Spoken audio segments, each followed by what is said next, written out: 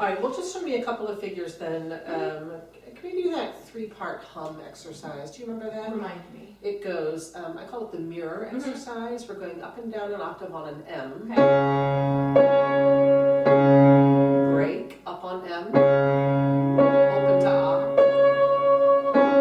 So that's the mirror one. M is and then the variation there is M. Okay, so 3 stages and each one just kind of amplifies the previous. M.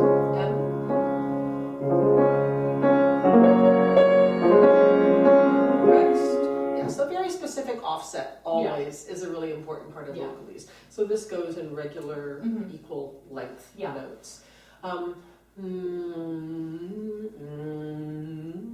You can think of halfway through the note moving your undervowel. Okay. Okay.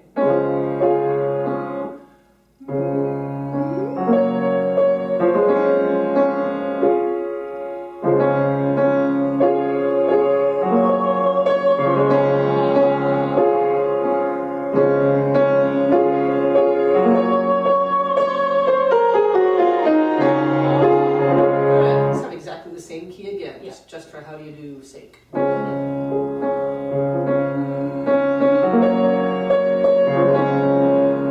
So this is a D flat on the bottom, which is a really mean place for me to start. It is basically the formant of an M. Yes. So we're kind of choosing, do we want to already be divergent back on that note or divergent front? Let's go for divergent front. Okay. So that you can really feel the pivot. Yeah. Okay.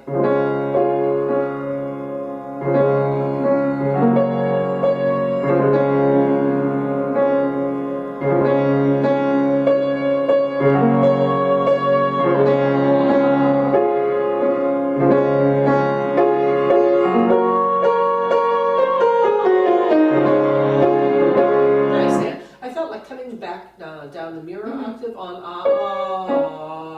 can you own a little more W and R in that as if you're getting ready to go Okay. So it has a little more inertness, a little more control on that note. Whole thing.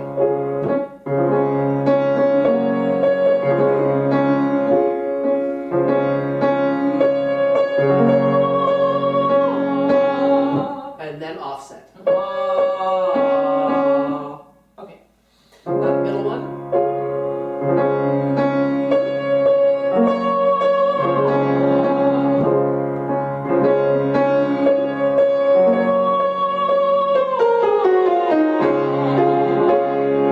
Likewise on this. We're going to see if we can just keep the vibrato above the equator a little bit more. Okay. Think of it as a pulsation rather. I've just been reading more comments about vibrato is an alteration of pitch. I'm not completely convinced that we want to think about it that way. I think of it more as like a pulsation, like a crystal in a watch that pulses in order to keep the time. Good, let's pop on up one more. Your first, the top can we think about actually diverging a little more front? I just thought it was so interesting getting up there on the divergent back hum, and then the was like, oh, the ah's in there too, that's cool, okay. Yeah, it's also relatively a shorter resonator for the ah. Yeah. Right.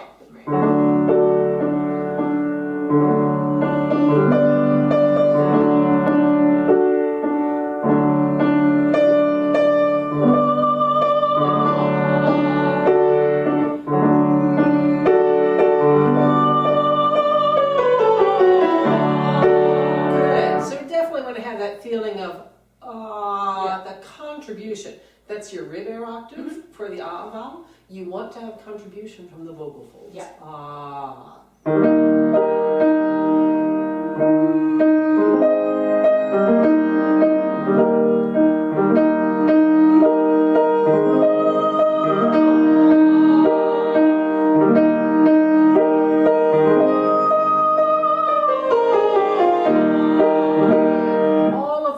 octaves. We want to kind of feel like a bassoon, just putting the octave key on and, oh, I'm there. Yeah. I have to admit, I have no idea how a bassoon works. It's just a key and it's just a key. That's crazy, right? What a concept. It's very similar to what we're working on, really. Yeah.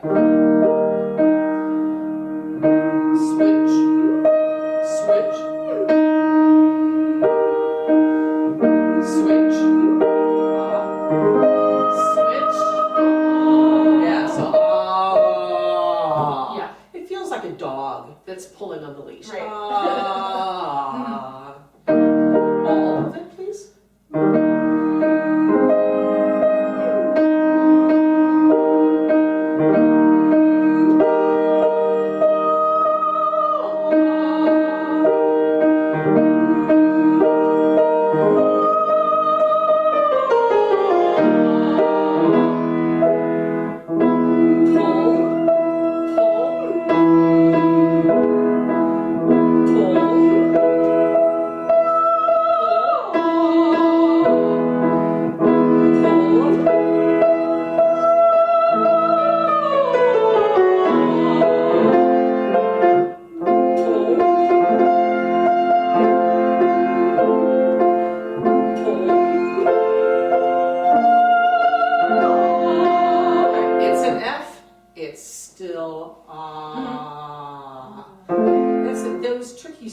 That are approaching the formant, we want to try to train ourselves to hold on till the critical moment of changing that shape. Good for you.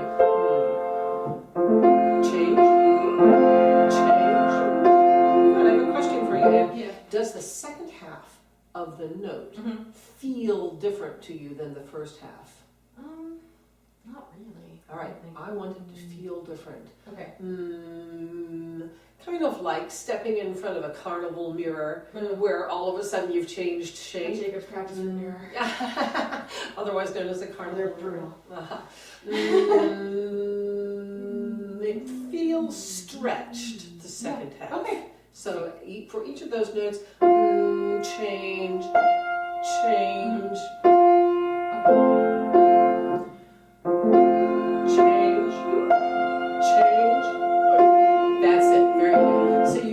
A sense of no, I'm still on the note. Stop pulling on the leash. Same.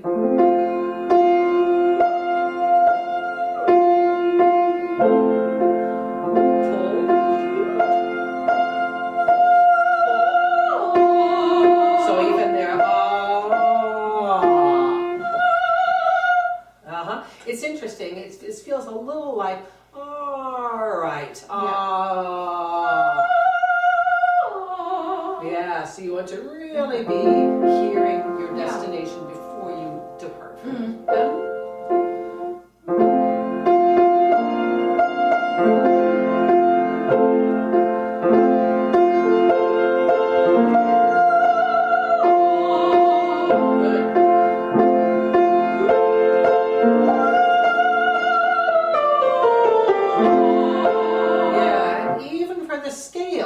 There's going to be a slightly slower, same thing that you did before. F sharps. Move. Move.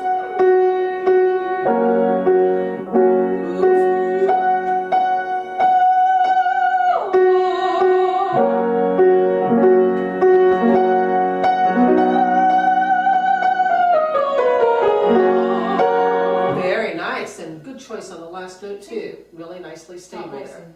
Yeah, let's go on up and see what happens over the top here. So as far as that stretch under the scale, I think it's so interesting because of the nature of a scale, a diatonic scale. I'm pulling away, so this becomes kind of a secondary dominant. And then I realign again for exactly where the harmonic underpinning of the scale would be.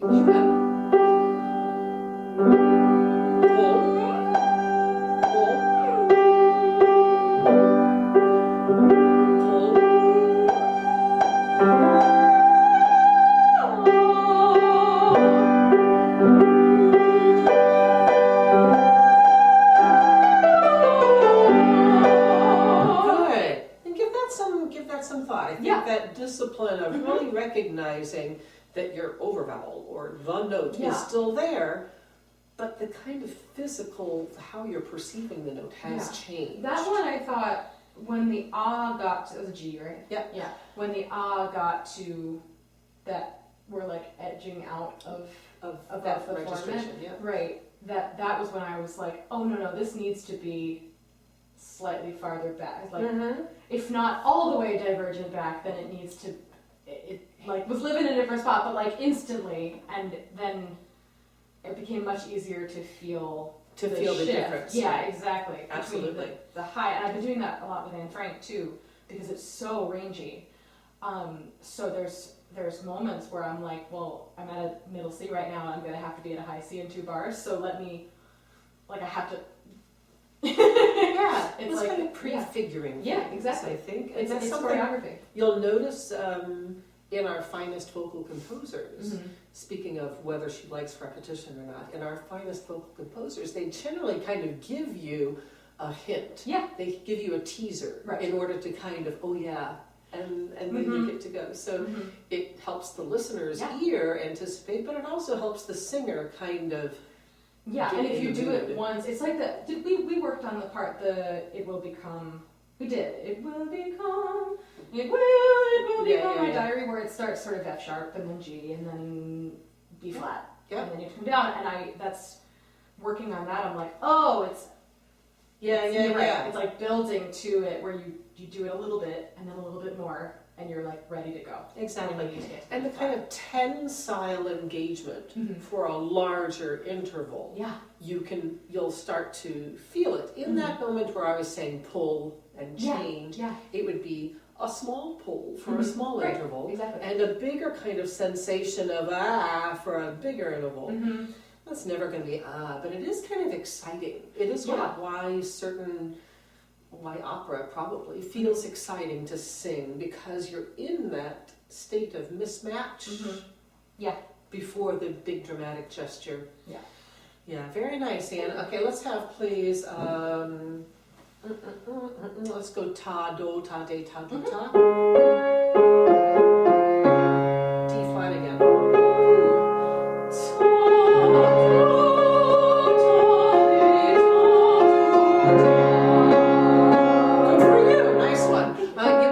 A bit of a D for this last T. Ta, ta. Even if I can feel a D before I say T, it helps me to kind of find stability for that note. Okay.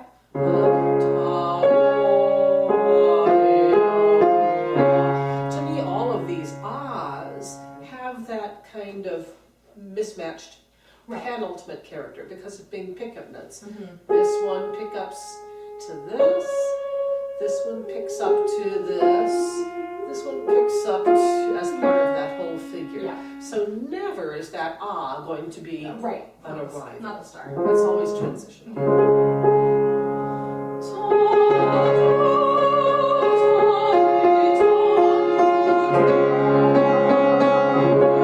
Let's try one more time. Watch out for the middle ta. I loved this one. Feels going to feel contained.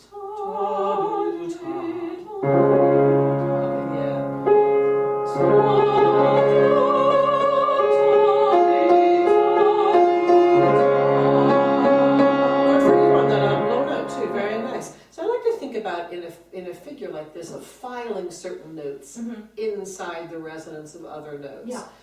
This is filed inside this. This is filed inside that. All of this is filed inside of that.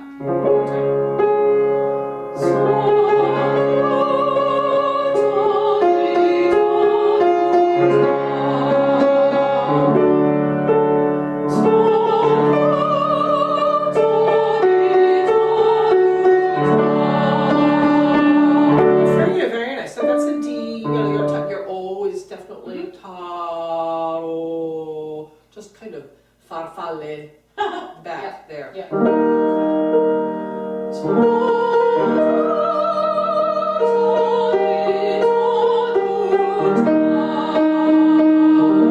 Ta, do, think D double W, ooh, do, do, so we get that front control on the.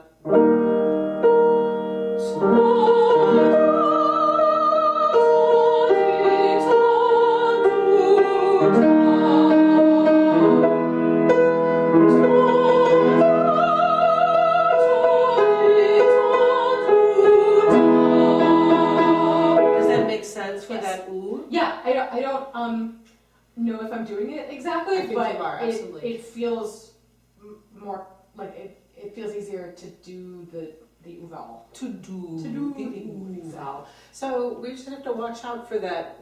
I think especially the ooh, because of being a backer tongue height. Yeah. And we know it's a divergent back vowel. We tend to just kind of go ooh, Right. and we forget about the front. Right. Ooh. Right. Start here. Gesture there. Yeah. Ooh. I think to me also ooh, it's got the tongue is high in the back, but for me it feels like it feels very sort of tactile in the front, like everything is happening in the front. And so when I think about diverging back on an ooh vowel, I lose the front because I'm like, I need to go back here. Ooh. So we start there and draw from there. Yeah. Ooh. That's why the W ooh is helpful. Really helpful. Let's go up for a couple more.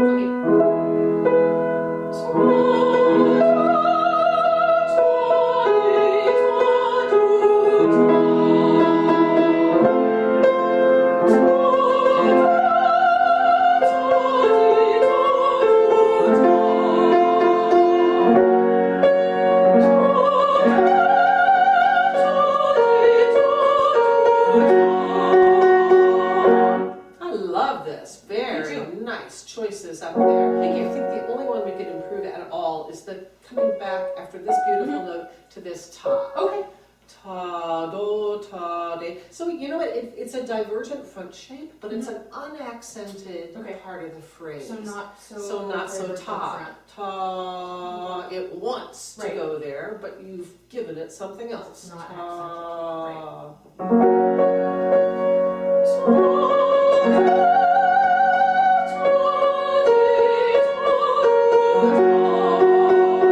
Could you feel that? Yeah. Did it feel useful? Yeah. So it was just more contained. Yes. Like knowing that the ta is not the most important thing, we don't necessarily want to accent. I think that's going to be so helpful, again, with Anne Frank, but where some of it is just so, not that it is rangy, but like sometimes, disjunct is a good word for it, where sometimes like an unaccented syllable gets the high note. And it's like, well, I really want to emphasize that high note, but it doesn't make textual sense. You need to remember that high notes emphasize themselves. Yeah. They need no push. They will be the shiniest thing on the display there. Yeah.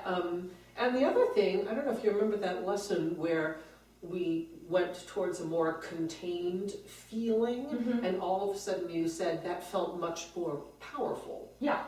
And that's what I've been experiencing. I don't know which lesson that was, but yes. So this, even though so that's when I use the term off resonant. Yeah. Ta do, it's potential energy. Yeah. Ta do ta de ta do ta. Sure.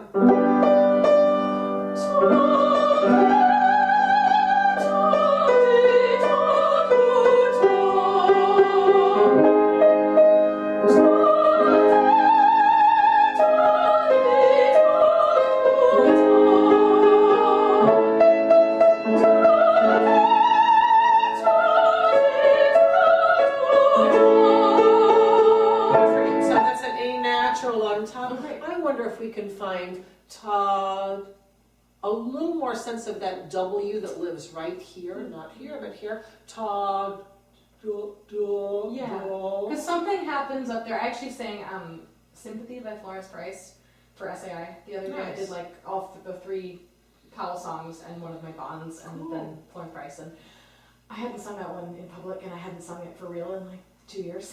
And there's a B at the end on the word "no." And it's exactly the same feeling where I'm like, how do I get an O vowel? Not that I mean, they already know what the word is because I've sung it before, but it was like, oh, something is different in that spot where it needs a different And it's also a factor of what's coming before it. In this case, we have a ta that is still divergent front. Ta, so I need a whole trajectory. Okay. Ta, do, do, ta, ji. Okay. Those high notes, we never want a very short resonator. Right. Because we need a little help from this for the resonance, and we need a kind of shortening, right, kind of lifting there. So ta, we cannot go do, because that's a lengthening. Right. Ta, do, do, do. So I'm kind of thinking that internal W. Okay.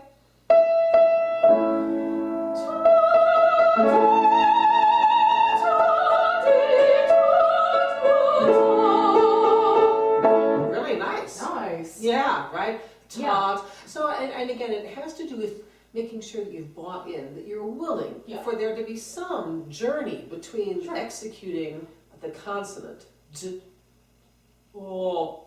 There's something between d and beautiful o, and it is that dwa, dwa, dwa.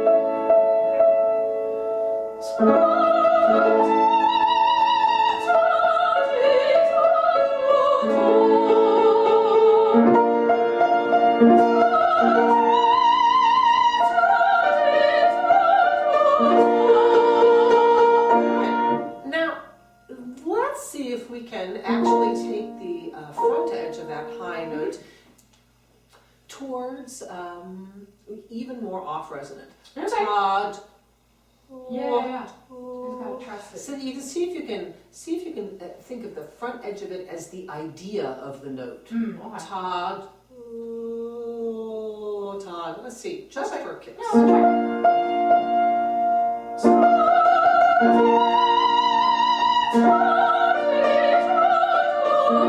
Good. So this is going to have an even slower spot. Yeah. Ta, It feels that way.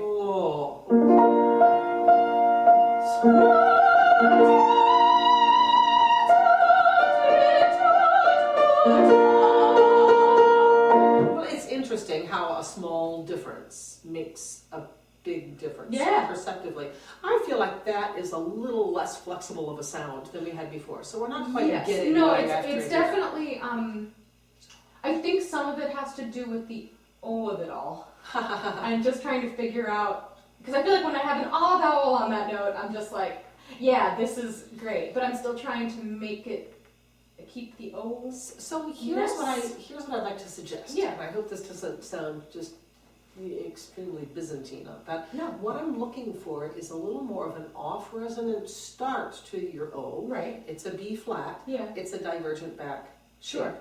Therefore, what I'm looking for is divergent front shape. Ta, oh, ta, oh. Okay, so like rather than, so it wants to be divergent back because it's a B flat, but because we're starting it off resonant, it wants to start divergent front here. and- And you'll almost feel what we're looking for is the point where it doesn't work. Ta, Right. and where does it start working? Yeah. Ta, oh, ta, Yeah, okay. I think I have Shall a we better try? sense of that. Okay. Mhm.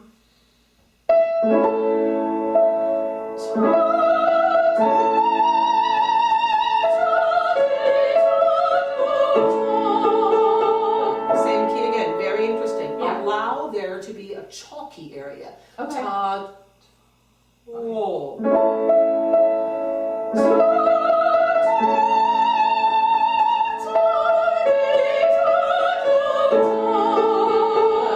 A little more from this point of your jaw. Okay. Ta, oh. Can you get longer?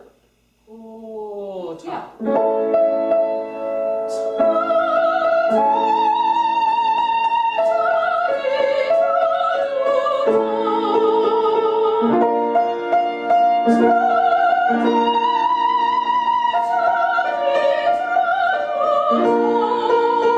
Very interesting choices there. Something to play with, right?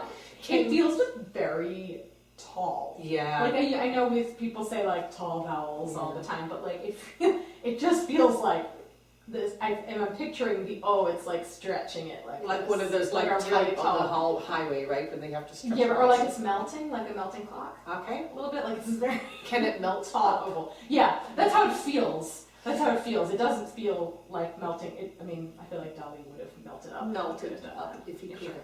Maybe he did, and we just didn't see it in the readings. I think those are all terrific observations. The two things that I'm thinking and that are adjacent to that are, one, we really are looking for, especially for a kind of climactic high note, we're looking for choreography and a shape that just barely works for that note. Okay. Not This is stuff that would right. that would go on up for a fifth, Yeah. but that the gesture that takes us there takes us exactly there. Right. Right.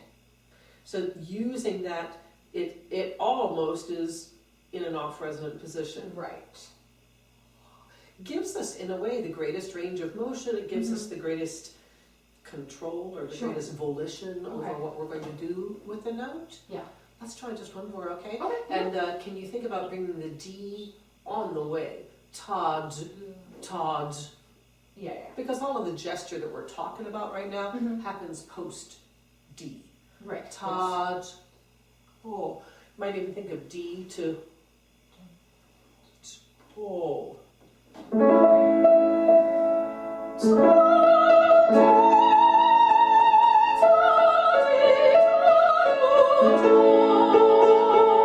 Really nice start there. Yeah. I think if you had been a little more aware of this W, Yeah. then you would have had lots of physical structure Yeah. to use.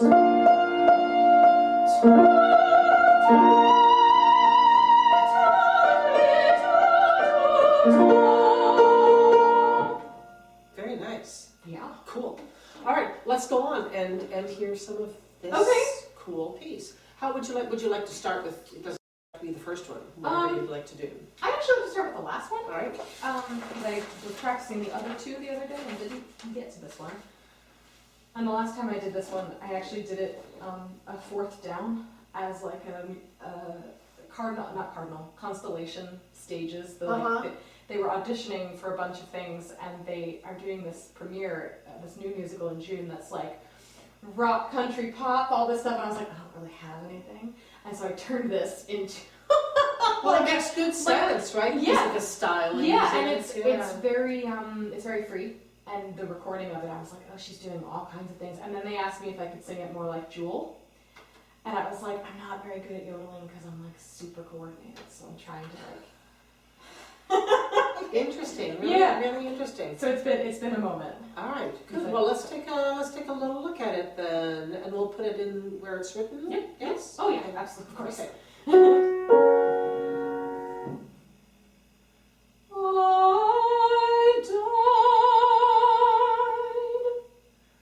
7 times in 7 ways, letting death give me a sign.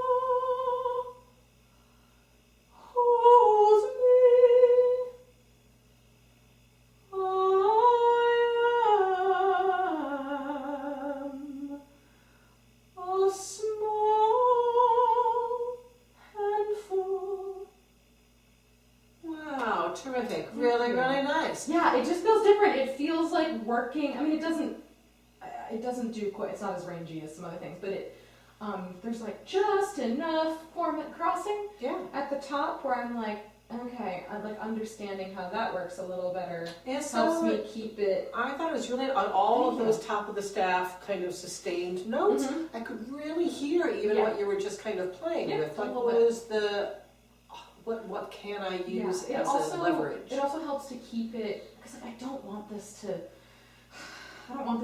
feel like opera, but it is like it's classical, but I don't want it to be huge. I want it to be intimate and contained. So I think working the divergence, especially the back, is helping to like keep the off-resonant parts less resonant. Great, yeah. Remembering that this is always, it's always a delta. It's always a change as opposed to it's divergent back. It's divergent front. Yeah. It tends to want to diverge back. It tends to want to diverge front. And you can choose an engagement that acquiesces or that says, not quite yet, not so fast. Just inclined to acquiesce. Yes, exactly, as I proposed. So along that line, though, of stylistic things, I felt like there were a couple of places where I would love to, and also with that idea of you feeling a change before the change of note or change of syllable comes. I think there's some of that actually will strengthen the pop-ish delivery a little bit. So if you're in a part of the syntax that is preliminary, even I died, so that the end of that feels a kind of reluctance to say what you inevitably must say. 7 times. So you can like stretch reluctantly while inexorably getting to where you're going. Let me see if there's anything else that I can. I just thought a lot of the diction stuff was really nicely cleared up from the last time you did it. Good. So there, she has a couple of really interesting articulation markings, like in that sleep. So we're talking, she wants it to be a different from the first one. And death took root in that sleep, in that sleep. So you're looking for something extremely leanable on that. And then the next one that I saw was these couple of accents towards the end. Loved it and was wrong. I wonder if that's a moment where it's about the vowel, not the word. And hold on to like an operatic kind of use of the vowel as opposed to use of the word. Some of your last notes, you can also use this idea of staying, and I think of that in my head as a keyhole shape, like on this it wants to diverge front, but I'm going to keep it in a sideways keyhole shape. So that I can lean on something all the way to the end, as opposed to it's kind of decomposing as it goes. I definitely felt that some of these, the endings just kind of... They tapered away, so this is what you want to do to address that. Especially hold me. I'm going to be leaning my ear forward. Me. In contrast to the fact that the shape wants to diverge back. So we're gonna, I need to start like color coding for this. And then the last thing is, I would say, actually set up. I know you want to be kind of casual and spoken at the end, but I think you need a deeper adduction for a small for the in the silence. All right, let's go again. Okay, let's see.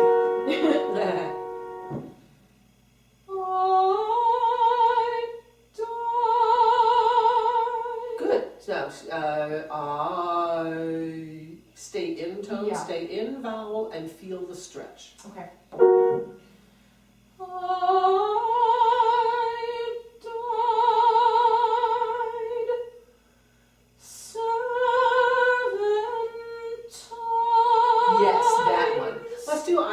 tight again. So you're listening and you're staying in it. But I think, in point of fact, the dynamic would get softer. Yeah. I died. Yeah.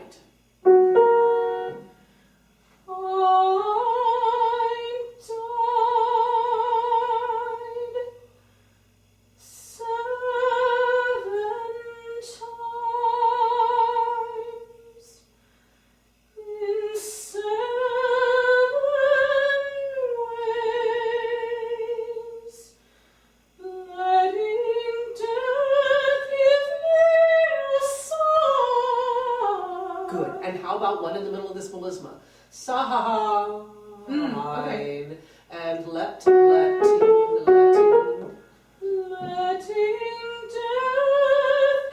you a sign.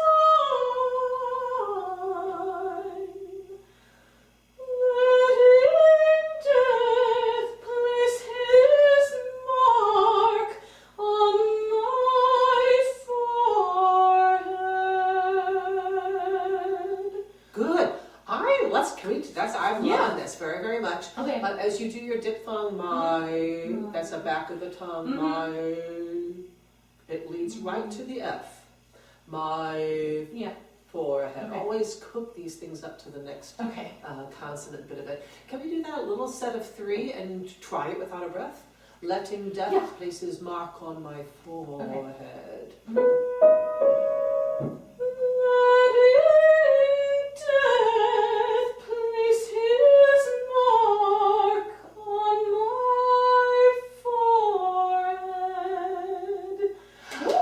Very nice. Okay. One more time. So the only time that you kind of worried me just a bit was death. So that it's not death and free, but death on its way to that concentrated spot.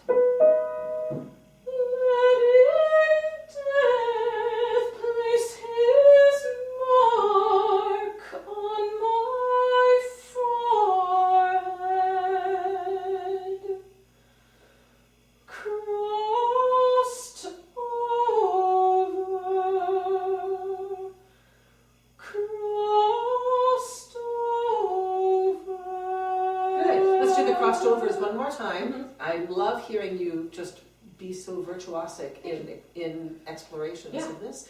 For your ver, that is a divergent back vowel right there. Let's see if we can lean forward on it, knowing that the shape is at the same time. Crossed over.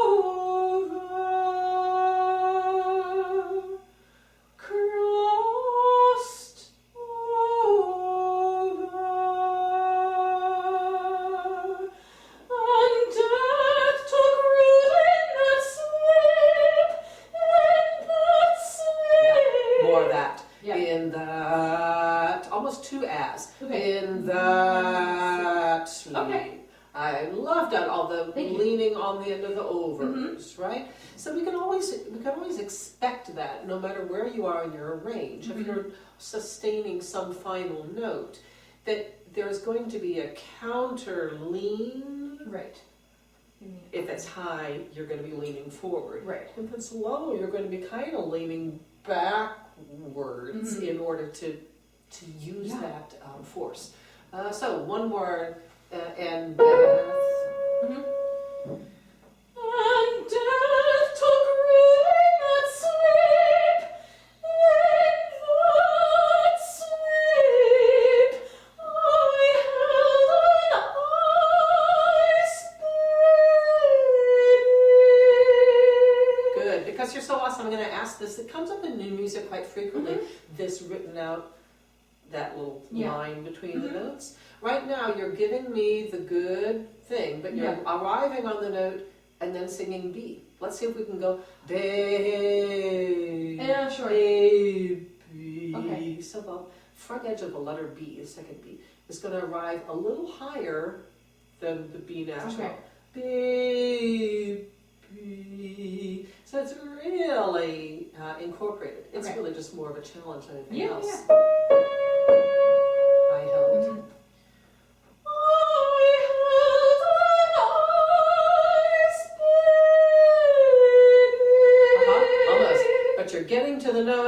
then singing baby. Oh. Baby.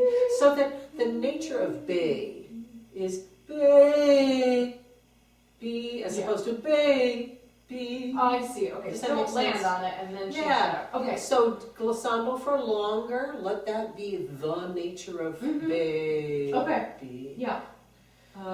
Good. Helden, you did good job on the diphthong on I. Can that go for eyes as well? Yeah.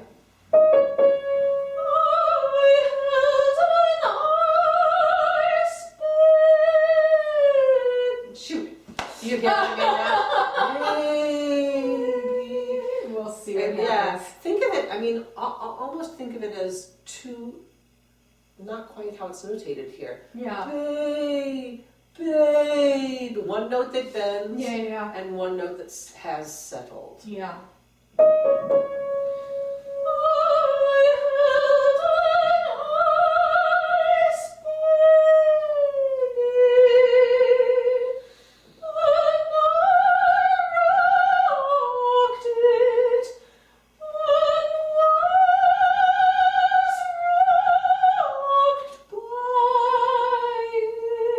Very good. So you know what I want to ask for? Oh, yeah. So fabulous. All the way, and then we kind of by. Really nice. And was. Can you say for me 3, 2, 1? 3, 2, 1. And was 2, 1 rocked. And was rocked. Okay. Just give it a try.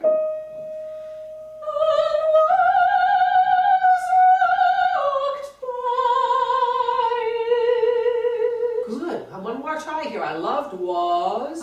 Rocked is the smallest. So it's 3, 2, 1, rocked. 3, highly resistant, rocked.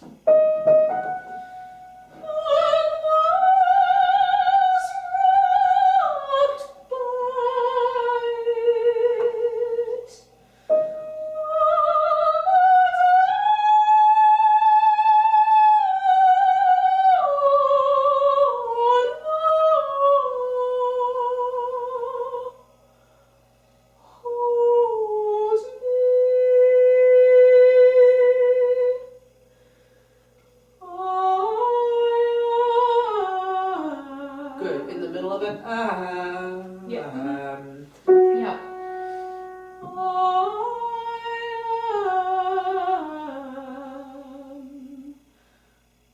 A small handful. She's hoping for hand 2, 3, 4. Handful. Yeah. Maybe feel the front edge of the F resistant. Handful.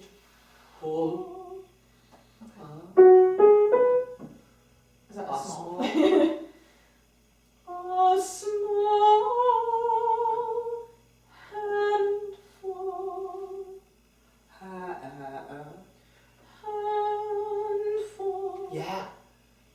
And all the way to the F. And full. Okay. And then I don't think you really need to say the F. You can just exit the F. And full. Okay.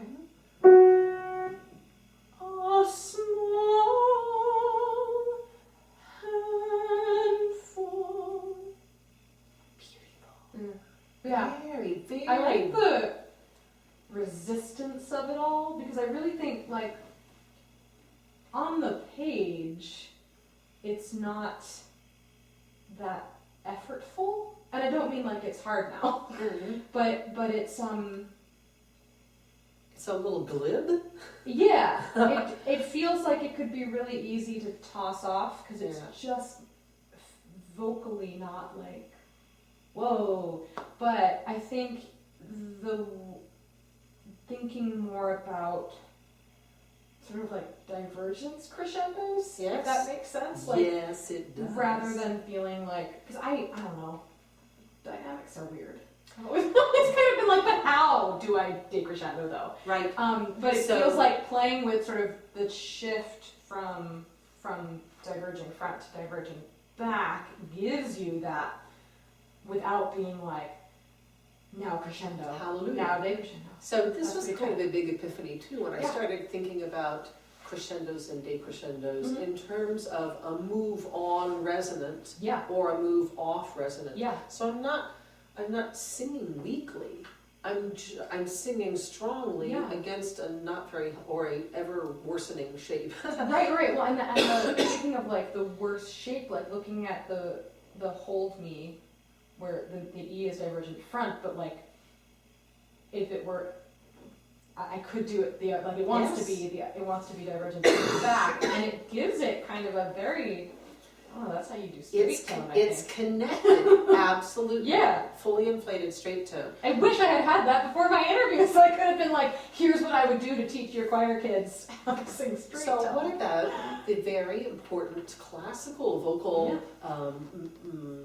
hallmark of messa di voce? Mhm. Messa di voce, a beautiful on Yeah. move resonance followed by retracing your steps to Yeah, an off. I love that because I've never been able to do a good messa di voce. So like, you're doing them all every I time know. that I've asked for hand for Yeah. that's Yeah, half but the like messa no di voce. one's ever been like, here's how you do a messa di voce. It's just like, okay, Do this. do it. Yeah. Now do it. And I'm like, is there a way?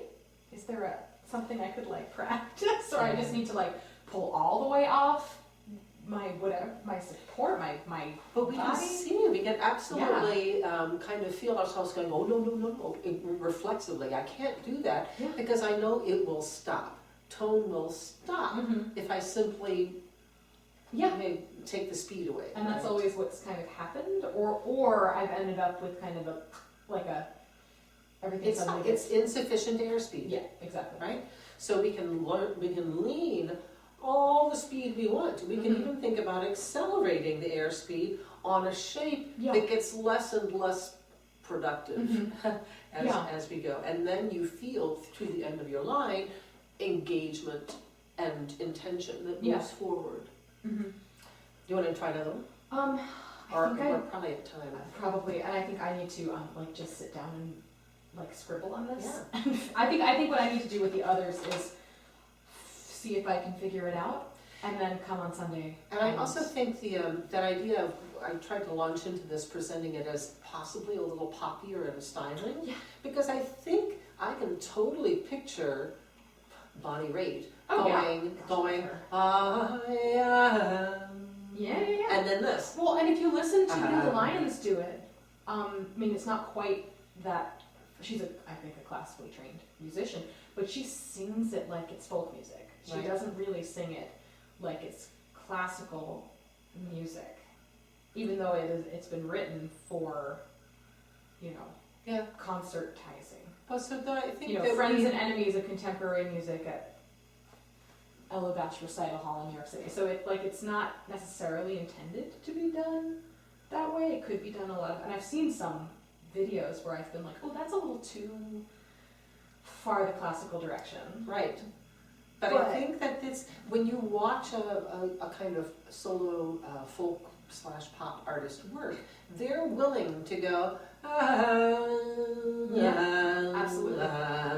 Yeah. And those are all off resonant Yeah. shapes and colors, Mhm. right? So, and we feel in our own body, Yeah. as well as listening to it, we feel the emotion and the longing because of that physical contact. Absolutely. Right? Yeah.